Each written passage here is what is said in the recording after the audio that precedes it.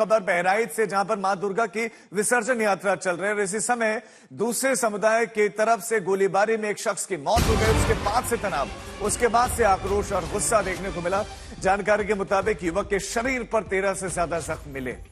गोलीबारी में कुछ अन्य लोग भी जख्मी बताए जा रहे हैं। युवक की मौत हुई, उसकी खबर लगते ही लोगों में आक्रोश फैल गया। लोग बड़ी संख्या में वहां पर एकत्रित होने लगे। देखते ही देखते हंगामा शुरू हो गया। भीड़ ने तोड़फोड़ करनी शुरू कर दी और बहराइच सीतापुर हाईवे पर जाम लग गया। मेडिकल कॉलेज भी, वहां पर भी बताया जा रहा है कि पुलिस के खिलाफ नारे लगाए गए और बढ़ते तनाव के बाद से बड़ी संख्या में पुलिस वालों को तैनात करना पड़ा। उग्र भीड़ को काबू में करने के लिए पुलिस ने लाठीचार्ज किया।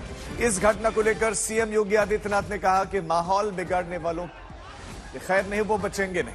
और इस मामले में थानेदार और चौकी इंचार्ज को सस्पेंड कर दिया गया है। बहराइच पुलिस ने 30 लोगों को हिरासत में लिया है, जिसमें एक नामजद आरोपी है, जिसका नाम सलमान बताया जा रहा है। उसे गिरफ्तार कर लिया गया, जिसके घर और दुकान से फायरिंग की गई थी।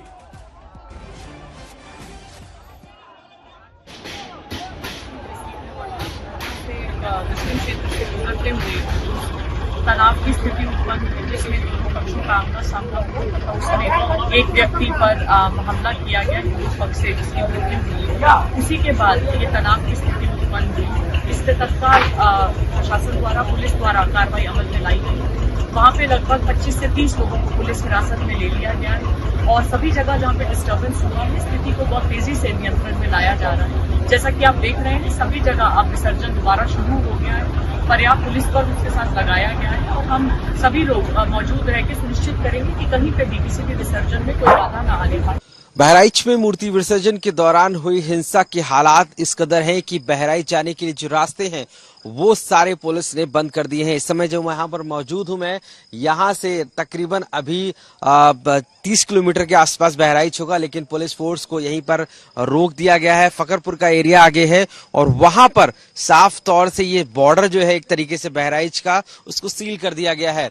और यहाँ पे आप देख सकते हैं तस्वीरों में कि किसी को आने जाने को मनाही कर दिया गया है। बताया जा रहा है कि यहाँ पर साफ तौर से जो आगे है वो हिंसा की घटना हो सकती है, इसकी वजह से रोक दिया है। यहाँ पर देखिए जो लोग आ रहे हैं उनको पुलिस फोर्स यहाँ से मूवमेंट करा दे रही है दूसरी जगह के लिए। तो ये हालात है बहराइच के, जहाँ पर लोग जाना चाहते हैं लेकिन वहां नहीं पहुंच पा रहे हैं। आप देखिए कि यहाँ पर एक कॉन्वर्सेशन हो रहा है। ये यात्री हैं जो बहराइच जाना चाहते होंगे, लेकिन पुलिस जो है उनको उस रास्ते से नहीं जाने देना चाह रही है और उसको दूसरे रास्ते से भेज रही है। ये जो दूसरा रास्ता है ये हुजूरपुर होके जाता है और यहाँ से कहा जा रहा है कि होकर जाए, यानी कि साफ तौर से कहीं ना कहीं जो फकरपुर का एरिया है बहराइच का, वहां पर हालात ठीक नहीं है और इसी वजह से उस रास्ते पर लोगों को जाने से रोक दिया गया। एक बार ऐसा क्या हुआ कि इस यात्रा पर यह हमला कर दिया गया, वहां गोलीबारी हुई, वहां पथराव कर दिया गया? इस खबर पर और ज्यादा जानकारी के साथ आशीष श्रीवास्तव हमारे संवाददाता बहराइच से जुड़ गए हैं। आशीष, क्या हुआ था? क्यों इस यात्रा पर पथराव शुरू कर दिया गया था और अभी इस समय क्या हालात है?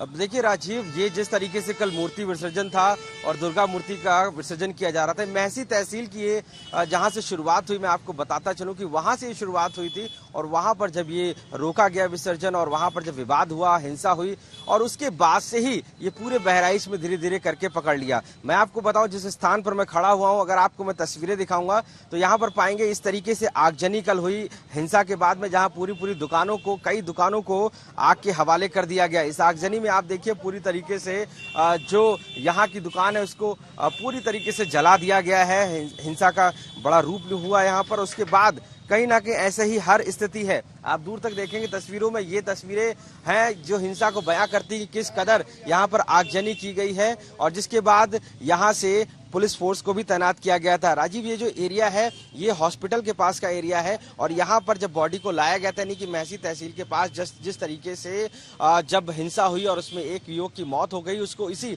जगह पर लेकर आया गया जहाँ पर हॉस्पिटल है और वहाँ पर शव को रख दिया गया और वहीं से गिरफ्तारी की मांग होने लगी। और जब भीड़ धीरे धीरे करके इकट्ठा होती रही तो उस दौरान यहाँ पर ही कई दुकानों को आग के हवाले कर दिया गया। आप देखिएगा, यही जो तस्वीर है हमारे साथ मौजूद भी है वो जो उस दौरान थे। ये बताइए क्या हुआ था कल? ये किसकी, आपकी दुकान है? जी मेरी दुकान है। ये क्या नाम है आपका? शादाब नाम है मेरा। क्या हुआ था यहाँ पे सर रात में 11 बजे दुकान मेरी फूंक दी गई। अच्छा, हाँ, कौन लोग थे, क्या हुआ, क्या पता चला? यहीं पे मूर्ति विसर्जन में बवाल वहीं हुआ था, जो है महाराजगंज में, यहीं बाडी रखे हुए थे। उसके बाद में हम लोग दुकान बंद करके चले गए, फिर दुकान हमारी फूंक दी गई सर। अच्छा, तो क्या कौन कौन सी दुकानें थी यहाँ पर? यहाँ पे टायर पंचर की दुकान थी, बगल में सैलून की दुकान थी, एक मोटरसाइकिल की दुकान थी। शासन प्रशासन पहुंचा? जी, शासन प्रशासन सर अब हम लोग तो थे नहीं, लेकिन लोग जैसे बता रहे हैं कि पुलिस वाले थे, लेकिन आग लगा दिए वो लोग। बाद में पुलिस एक्शन में आई, तब गाड़ी बुझाने आई तो बुझाने भी नहीं दिए वो लोग, बाद में गाड़ी हुआ क्या था आखिर, किस वजह से हिंसा शुरू हुई थी?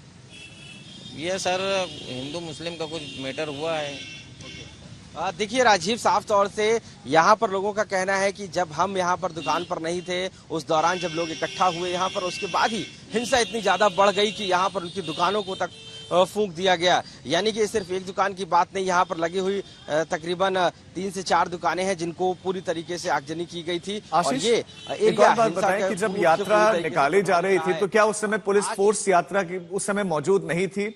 जिस समय गोलीबारी हुई, पथराव हुआ, किस वजह से हुआ? क्या उकसाया गया या यात्रा चल रही थी, विसर्जन से आपत्ति थी, इसलिए गोलीबारी और पथराव हुआ? देखिए राजीव, साफ तौर से जब ये यात्रा चल रही थी उस दौरान डीजे म्यूजिक को लेकर कुछ दूसरे तत्व के लोग थे, वहां तक जब बात पहुंची तो उन्होंने रोकने की कोशिश की। हालांकि इस दौरान जब दोनों पक्ष आमने सामने आए तब आरोप पुलिस पर है कि पुलिस ने साफ तौर से उसमें एक्शन नहीं लिया साफ तौर से। और जब मूर्ति विसर्जन के लिए वो लोग जा रहे थे और उस दौरान जब उन्होंने पुलिस के सामने धरना प्रदर्शन शुरू किया कि इसमें कार्रवाई हो, क्योंकि उनकी मूर्तियों पर पत्थरबाजी की गई है, लेकिन पुलिस ने उल्टा उन्हीं पर लाठीचार्ज कर दिया और लाठीचार्ज करने से वहां पर भगदड़ मच गई। और भगदड़ मचने के बाद ही इस पूरे हिंसा का रूप ले लिया। यानी कि जब भगदड़ मची और उसके बाद कई लोग एक साथ इकट्ठे होने लगे और इस दौरान ही आरोप लगा कि एक युवक को जो है पकड़ लिया गया और उसके बाद गोली मार दी गई। यानी कि जब ये हुआ उसके बाद से ही पूरे बहराइच में ये हिंसा का प्रारूप ले लिया और महसी तहसील से शुरू होते होते नानपारा से लेकर फकरपुर जैसे हर एरिए तक ये पूरी हिंसा पहुंच जा चुकी। यानी कि साफ तौर से कहीं ना कहीं पुलिस पर भी बड़ा लापरवाही का आरोप है। पुलिस पर आरोप आप बता रहे हैं कि लग रहे हैं। आशीष, शुक्रिया आपका इस जानकारी के लिए। तो जुलूस के दौरान एक धार्मिक यात्रा चल रही थी, मूर्ति विसर्जन का कार्यक्रम चल रहा था, उसी समय ये डीजे बजाने को लेकर बताया जा रहा है कि कुछ आपत्ति जाहिर की गई और वो फिर कुछ इस तरह से हंगामे में और आगजनी में और गोलीबारी वहां पर हो गई। अभी एक आरोपी गिरफ्तार है, 30 हिरासत में है। कानून व्यवस्था को लेकर सीएम योगी कह रहे हैं कि हम सख्त भी हैं, माहौल बिगाड़ने वालों को छोड़ा नहीं जाएगा। लेकिन सवाल एक ये है, पहले बुलडोजर एक्शन होता था, लेकिन अब उस पर रोक के बाद क्या होगा? सवाल एक भी है कि जब यात्रा निकल रही थी पुलिस प्रोटेक्शन क्या उतनी थी? पुलिस ने तब जो गोलीबारी कर रहे थे उनको रोका क्यों नहीं? बहुत सारे सवाल हैं। और मुख्यमंत्री योगी आदित्यनाथ ने कहा कि उपद्रवियों और जिनकी लापरवाही से घटना घटी है, ऐसे लोगों को चिन्हित करके कार्रवाई के निर्देश दिए गए हैं। प्रतिमा विसर्जन जारी रहेगा। प्रशासन और पुलिस के अधिकारियों को मौके पर उपस्थित रहकर धार्मिक संगठनों से संवाद करके समय से प्रतिमा विसर्जित करवाने के निर्देश दिए गए हैं। ये मुख्यमंत्री योगी आदित्यनाथ ने फिर कल ट्वीट भी किया था।